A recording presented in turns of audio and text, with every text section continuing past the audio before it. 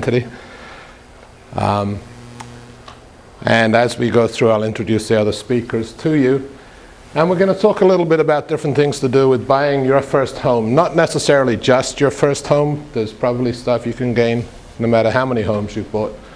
The first part of it that I'm going to talk about is based on the book Your First Home, written by Gary Keller, who owns the third largest real estate company in North America. And it's a great book. You can buy it at Chapters and stuff. It's only about $10, and it has Canadian and American stuff in it, and it's really good information. So I'm going to talk a little bit about why people buy homes. After Hurricane Katrina destroyed New Orleans, when people were asked what was the most important thing to them, the unanimous answer was home. What does it mean to own your own home? What does it mean to you guys? Does anybody want to share what it means to own a home? It means security. I've got a base always to go back to. Mm-hmm. What about you, Dan? What does it mean to own a home? See, I told you, you sit in the back row, you get picked on. Well, it's exciting to go home to your own place, not a rental. You can do pretty well, what you want to do inside the walls of your home and stuff like that. Yep. And the biggest thing I like mostly is, summertime and barbecuing. Yeah, I like that too. Good time. So. Dan's my neighbor, so. Yeah, and I mean, I think too, the financial component's a really big thing for a lot of people, especially now where you can literally own a home cheaper than paying rent. It amazes me to see people renting 540 square foot apartments for $1,400 a month, when they could own a house twice that size for the same kind of money. So we'll talk about some common fears and helpful facts. I want to briefly touch on 8 simple steps to owning a home. So the fears. A lot of people have fears about buying a home. The fear is, I can't afford to buy a home right now, and the fact really is you can't afford not to buy a home right now. Interest rates, there's a sort of a historical thing over there on interest rates, and interest rates now are lower than they've ever been. Prices are down right now, and you get very low down payment mortgages, so it's kind of like a perfect storm. The 3 things have come together. There is an inventory of houses out there. But regardless of what the prices are like, what the interest rates are like, it's always a good time to buy a house because you're paying your mortgage, not your landlord's mortgage. And that's kind of a nice thing. Excuse me. The fear, I should wait until the real estate market gets better. And the fact is, there's never a wrong time to buy the right house. So when the real estate market gets better, that's something that a lot of people are saying these days. I want to wait till the market gets better. Which makes no sense to me as a real estate agent. And it makes no sense from an economical point of view. Because when the market gets better, it means there's more buyers in the market, the prices go up, and like we saw for the last 5 years, there's multiple offers. You may not have the chance to even have conditions in an offer. So you don't have anywhere near as much protection when you're buying a house. When there's 6 people making an offer on a house, you generally don't get to have a home inspection. You don't get to have a finance condition, that sort of thing. So in terms of buying a house, the market right now is about the best it's going to get. But there really is never a wrong time to buy the right house.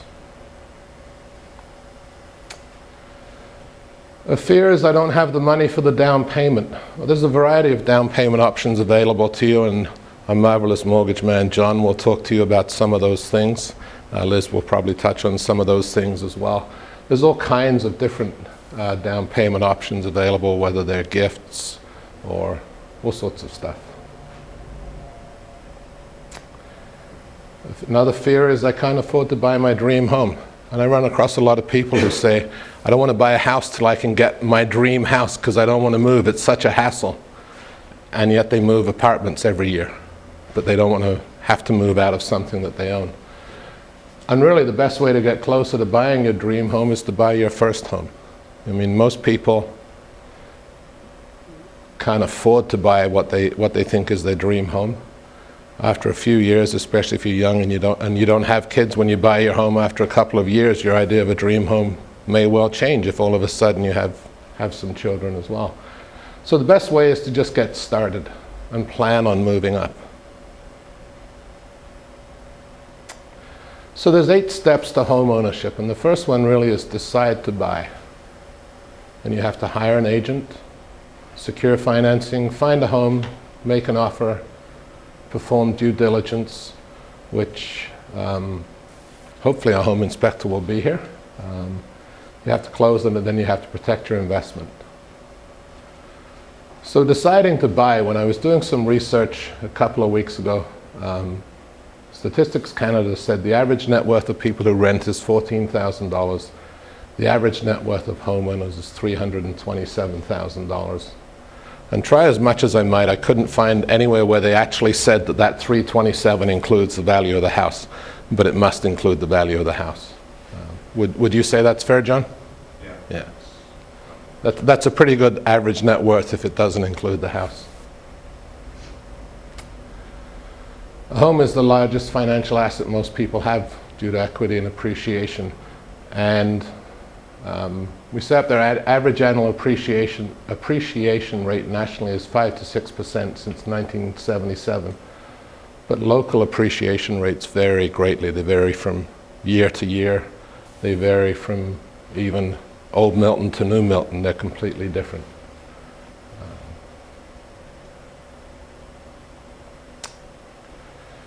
Buying your first home is an emotional decision because your home is where your heart is.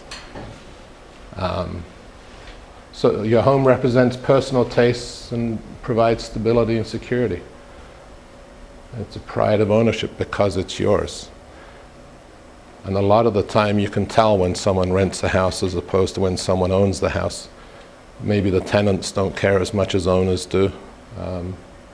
And maybe the owner of a rented house doesn't care as much as if he was living there himself. But it's also a rational decision because home is where your wealth is. You grow your wealth by the increase in the value of the house, by paying down your debts, and your equity buildup. So you get hit 3 ways in growing your wealth, which is a good thing. And you may have some tax-deductible benefits. You'd have to speak to your accountant or your mortgage person about that. Why pay rent when you can own? And I was just looking at these numbers today. If you bought a home for $250,000, had a mortgage rate of 5% with monthly payments of $1,400 and sold in 7 years, you'd pay an incredible $117,600 in mortgage and interest. And with 3% annual appreciation, your house will be worth $298,000 after 7 years. So you're paying $117,500 in mortgage and interest payments over the 7 years. But it's realistic to say that that house would cost you $1,300 a month in rent or more. And if your rent didn't go up over the 7 years, you'd pay $109,200 in rent. So by renting, you spent almost the same as you would by owning. And after 2.5 years, you'd be breaking even on the cost of buying because there is a little bit of difference.